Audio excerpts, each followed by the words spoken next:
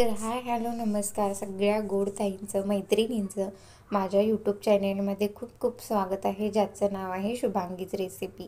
तर इकडे आज मी म्हशीच्या चिक्काचा खरवस बनवून घेणार आहे आणि ती रेसिपी तुमच्याशी मी शेअर करते, तर रेसिपी स्किप न करता नक्की बघा।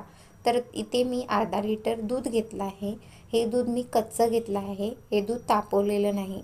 तर आता याच्यामध्ये मी एक ग्लास भरून, छोटा ग्लास आहे तर ग्लास भरून याच्यामध्ये मी चीक टाकून घेतला आहे। हा चीक मी फ्रीजला ठेवल्यामुळे तुम्हाला तो चीक घट्ट वाटत आहे। तर याच्यामध्ये आता मी बारीक चिरून गूळ घेतला आहे।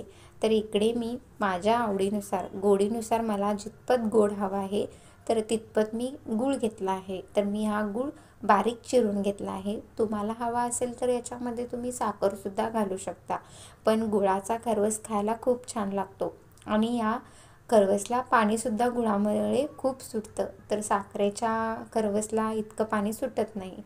तर अशा पद्धतीने मी आता ते एकजीव करून घेणार आहे, म्हणजेच गूळ पूर्णपणे दुधामध्ये विरघळून घेणार आहे। आपल्याला गूळ आता दुधामध्ये पूर्णपणे विरघळून घ्यायचा आहे, नाहीतर त्याचे जर तसेच खडे राहिले तर खरवसमध्ये सुद्धा खाताना ते बरोबर लागणार नाही। तर इकडे बघू शकता गूळ पूर्णपणे दुधात विरघळला आहे। त्यानंतर याच्यामध्ये मी 1 चमचा भरून वेलची आणि जायफळची पूड टाकून दिली आहे। ते सुद्धा आता मी अशा पद्धतीने मिक्स करून घेणार आहे। तर आता हे दूध मी एका गाळणीच्या साहाय्याने गाळून घेणार आहे। तर आता मी इकडे गाळणीने दूध गाळून घेणार आहे, जेणेकरून याच्यामध्ये गुळाचा खडा राहिला असेल तर तो आपल्याला काढता येतो। तर अशा पद्धतीने मी पूर्ण दूध गाळून घेणार आहे।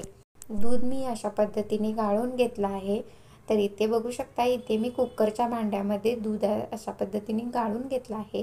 त्यानंतर याच्यावर मी जायफळ किसून घेतला आहे वरून, आणि केशरच्या सुद्धा काड्या टाकून घेतल्या आहेत। तर दिसायला सुद्धा किती छान दिसत आहे, बघू शकताय तुम्ही। आता मी याला कुकरला 4 शिट्ट्या काढून घेणार आहे।